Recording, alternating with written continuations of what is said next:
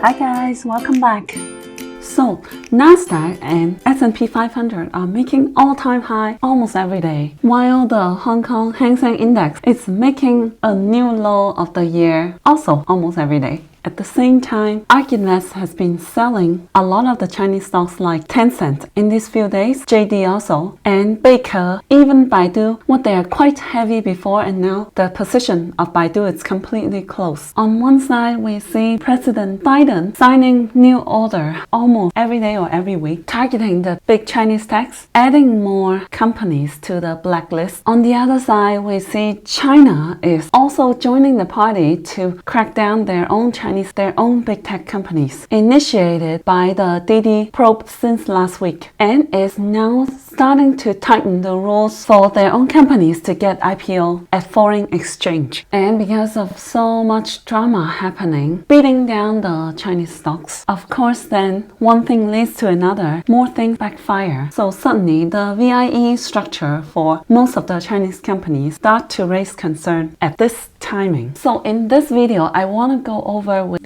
everything that's happening with Chinese stocks, try to look at these matters at a global perspective and see the risk and opportunities inside, especially like big techs like Alibaba, Tencent, JD.com, Baidu, NIO, and so on. Okay, now let's start with the VIE structure. For those of you who don't know what's the VIE structure, it's called a variable interest entity, which is a way for most of the Chinese companies to get listed public in other countries at any foreign exchange. So the VIE structure is nothing new. It has been used since 20 years ago by a lot of the internet companies in order to get foreign investment. And the reason is because the Chinese law regulates foreign investment and particularly do not allow or at least restrict foreign investment into some industries. And internet is one of them because it involves data or sensitive information. So ever since the year of 2000, the internet company Sina had thought about this way of getting foreign investment by setting up the company structure as the VIE. So basically, it means that the company needs to register a Cayman Island owned.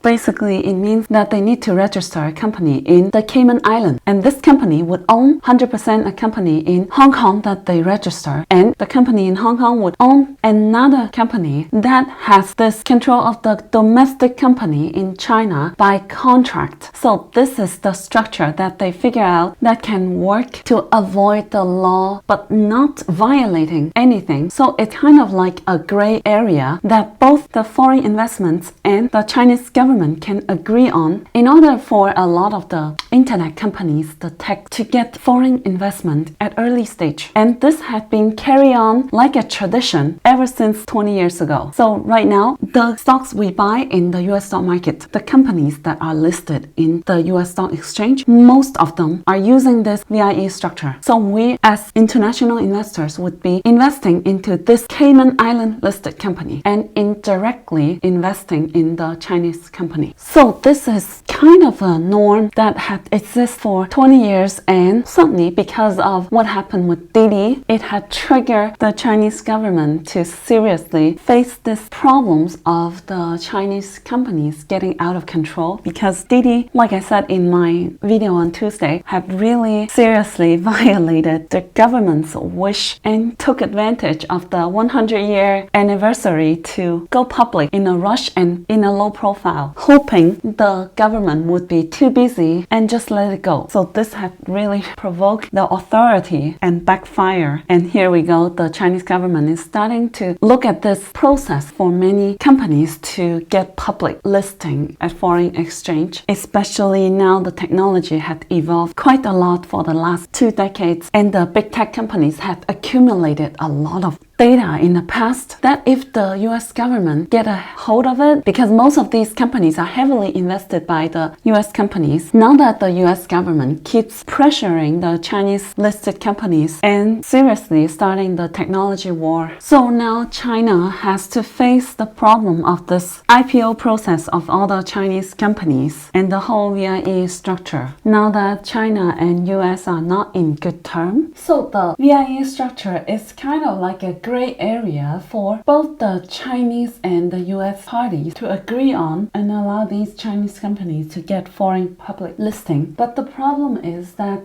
it is lack of regulation, because there is still a lot of data that the Chinese government does not allow to reveal. So it's against the law because it might involve sensitive information that threaten national security. But on the other hand, the US side would need particular information like the auditing book. So what happened was, many years ago, I think during the President Obama, he had signed the agreement with the Chinese government to allow the Chinese companies listed in US to not provide all the details required in order to protect the Chinese data, some sensitive information. So then everybody was happy and this could continue. But it was last year or the year before, President Trump had directly tear off this agreement and said, hey, I don't want this anymore. You have to give us all the information. So this is violating the Chinese law, obviously. So he came up with this new law of the Holding Foreign Companies Accountable Act, the HFCAA, and it requires the foreign companies to declare all kinds of information that the Chinese government does not allow, and they have 3 years to comply the auditing specifics, which the Chinese companies technically cannot provide in full. And everybody, the whole world, I guess, were hoping that President Biden to step up and have a better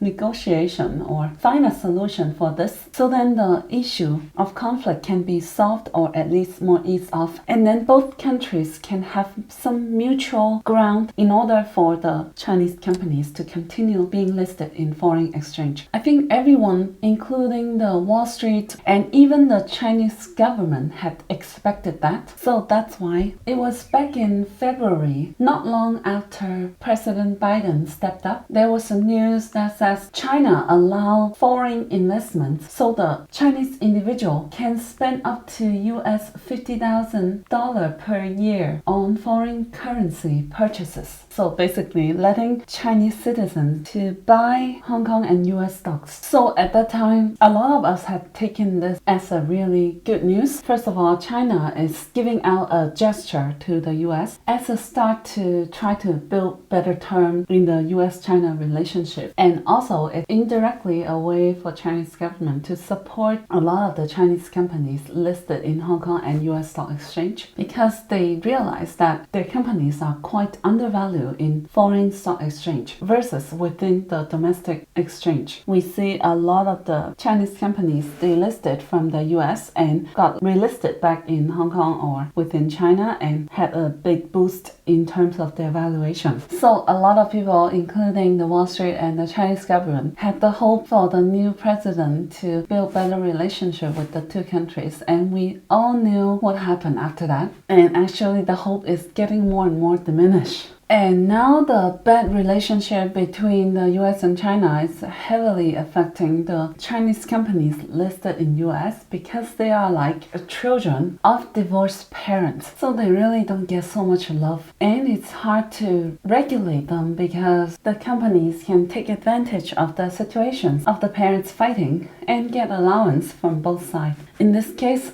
the companies can kind of avoid the regulation on each side. The US side doesn't like it because they cannot get all the information they disclose, and also they don't want US institutions to invest in Chinese techs. The US government prints a lot of money and they don't want the money to go into the Chinese companies' investments to encourage or speed up the development of these Chinese techs. And on the China side, they don't like the companies offering any sensitive data, protected data, to any other countries. And they don't like the fact that all the major tech giants are heavily invested by foreign companies, so heavily controlled by the others. It's like if you imagine the FANG companies, all of them are 80% invested by Chinese companies. So imagine how the US would respond to this. It's kind of the same situation, because right now Alibaba and Tencent are really heavily invested by foreign companies. It was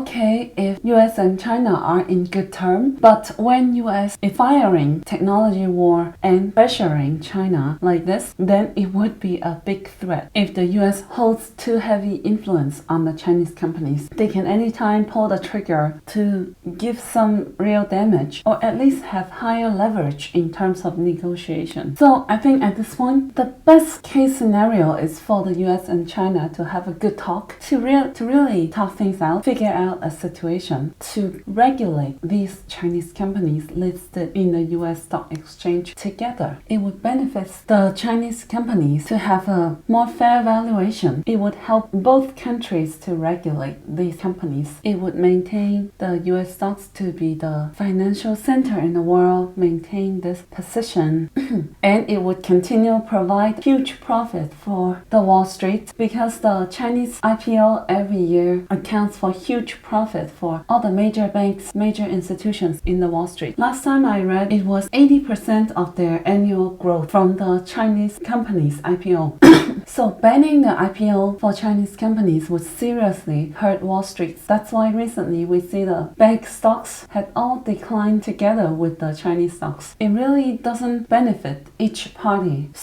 But we don't see that happening anytime soon. So I think the VIE structure is not the real problem. It had been like this for 20 years. It was fine when the US and China were in good terms, but now it's a problem. And the real problem is because of the relationship of the two countries getting worse and worse. And it increased the risk of investing in Chinese companies at foreign exchange because it's like a time bomb. Anytime the regulation or policy can change everything. So I think that's why a lot of the US institutions have been selling out of their position. Maybe not just US institutions. We can see that even ARK Invest had been selling Tencent and Baidu, JD, the big tech companies. And ARK Invest might have some information that we don't know. So they see a lot of the risk within the short term. That is no surprise. Now, I want to dig deeper into why the Chinese government is cracking down on the new IPO, elaborate a little bit more on DD, and then find out the risk to avoid and opportunities to get in. Why at this moment, with this timing, they suddenly say they need to tighten the IPO policy to review the process. And I think there are many reasons behind it. The Chinese mindset is always about doing one action but making multiple goals. And there would be reasons above the surface and beneath the surface. And I'll start with what's on the surface. So one is to regulate. So then the companies will not continue to act like children of the divorced parents. Kind of a message, hey, you need a parent and I cannot let you go out like this without control and grow up like a spoiled kid. And two is to protect data and sensitive info. And three, it's going beyond just being defensive. Unlike usually where the Chinese side usually take a defensive move, kind of like responding to what the US side would threaten. This time they're actually starting this on their own. And number four is driven by DD because of what happened recently. It gave them the urgency to face this problem. So it kind of gave a good reason as this one thing leads to another. And the reasons below the surface, number one, to have less US investment and more Chinese investment on Chinese companies. While they are giving out so many bad news frequently, a lot of crackdown, a lot of restriction, a lot of political issue. As a result, a lot of the share price of the Chinese companies have been driven down by a lot. And US institutions selling out of their position, some of them at a loss. Meanwhile, the Chinese institutions can slowly pick up the cheap bargains when things get worse and worse.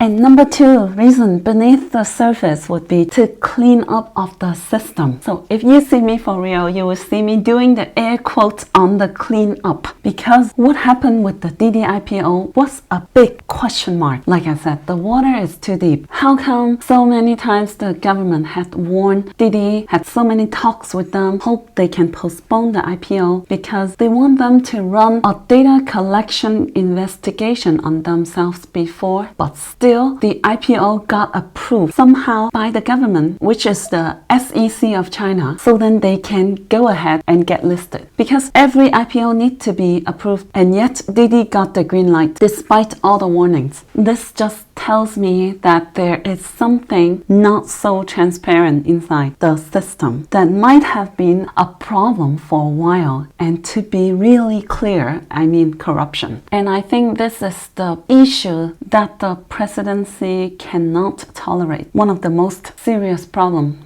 I guess. So that's why I suggested to stay away from Didi, at least for the moment, before things get clear. Think about how they got the green light to get this IPO regardlessly, how many problems it had triggered, what power it has been behind the back of Didi. You can see this from the share price movement. Think about this. Didi was not the only one that was investigated by the government for the data collection. The other companies were like the logistic company called Huobangbang and the hiring platform called Boss Zhiping, ticker symbol BZ. It also did the same thing like Didi to get down below and continue driving down further, dropping 15% on Tuesday. But within these few days, it also bounced back up. Like yesterday, 15%, almost filling up the whole big gap created on Tuesday, looking much stronger than Didi, touching the 10 moving average, while Didi is not even touching the 5 MA and the gap is still huge. So this just tells us that even though Didi was not the only one being investigated, the government is launching investigation on many other companies. In the end, it is targeting Didi, or the power, or at least some non-transparent actions behind the Didi's IPO. It's gonna involve a lot of investigation behind it and might end up replacing a lot of positions, my guess.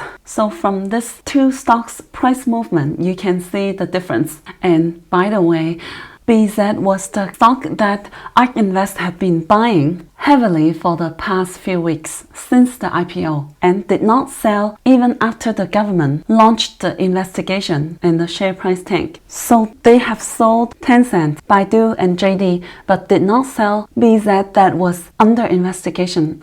This tells us that they know something that we don't. So I guess if you really feel unsafe and risky, at least you can take reference to ARK Invest and kind of get the sense or idea of what is safe or somewhat safer as an opportunity and what is potential risk to stay away from in the short term. And number 3, they want more IPO in the China or Hong Kong exchange, especially the unicorn companies that can drive international attention. Kind of like having some flagship stores in the mall to attract more customers. It's the same thing. Unicorns as companies like Alibaba, Tencent, JD that are internationally well known and can drive more attention, more traffic to the domestic stock exchange. And of course, it is towards the vision of becoming another international financial market, kind of like what I said in my video on Tuesday, to grow more independence from the US financial market. So then the US government cannot always use it as a threat to negotiate or something. And number 5, a very, very strong message to send to TikTok, which is for sure, no doubt, a unicorn. We know that TikTok has plans to IPO and we do not know where yet. TikTok is a company that's growing very fast and also gaining international influence. A very successful app that is popular, not just in China, but out of China. So the TikTok's IPO is going to be huge. It will attract a lot of international attention. And after what happened with Didi, the possibility of TikTok getting listed in China or Hong Kong is much bigger than the US. The possibility had been increased. And who does it affect the most? Apparently, pre-IPO companies. These will be the first ones to be regulated at this stage. And there will be many. Even though the China and US relationship had been going worse and worse, it did not stop the speed of the Chinese companies' IPO in the US stock market, getting more and more in 2020 and 2021, and accounted for a big part of growth for major banks' business. So stopping or restricting the IPO of these companies would affect a lot of the investment institutions, banks, and other investors, actually big investors behind these pre-IPO companies companies would be the big tech giants like Baba, Tencent, JD, Baidu, etc. because they have been investing a lot into the new startup, the new tech companies, and they are all waiting to be IPO sometime. So the regulation would slow down their return on investment and might affect their yearly revenue or profit in the short to medium term at least, because there might be some things to get clear first, or whether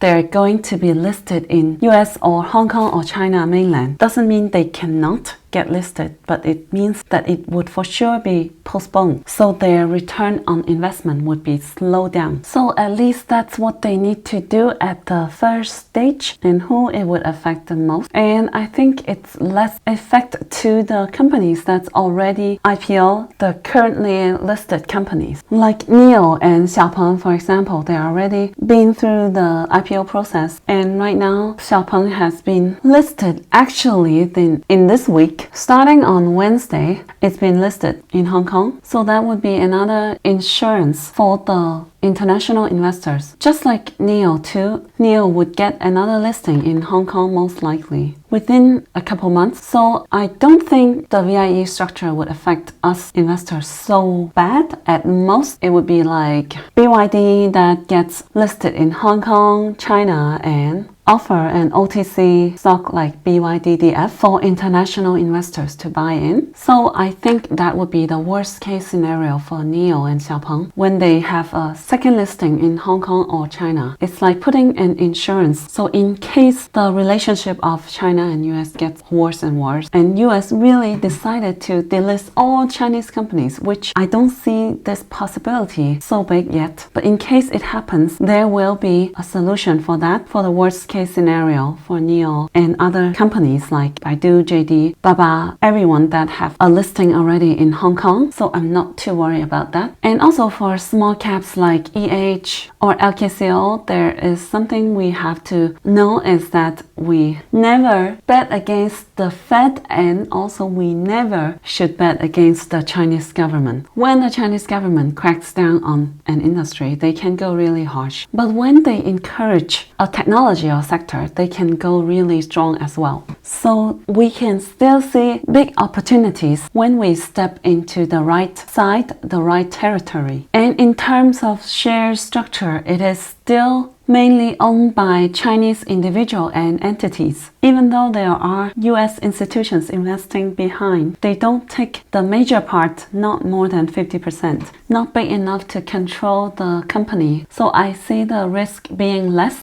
With that said, does that mean you should stay away from Baba, Tencent, or Baidu, etc.? Especially we keep seeing news like this. China is regulating on them, giving out fines because they worry about the dominance as they expand to finance, health service, and other service areas. So what's the problem here? The problem is not that they are too powerful, that they're dominating all the finance, health, and other sectors, but because they are heavily invested by foreign companies while they're controlling the finance sector in China, which is quite important position and yet controlled by foreign entities. When you think about it, it is quite contradictory. So I do think there will be more bad news, might not be over. I do think the foreign institutions would sell out of their position in these tech companies because of the fear of the Chinese regulation. And I do believe that the Chinese institutions would be buying the dip later, picking up the bargain. Just like what happened in the last couple of weeks when the Chinese gave out a lot of bad news about Bitcoin, cracking down on the mining activities and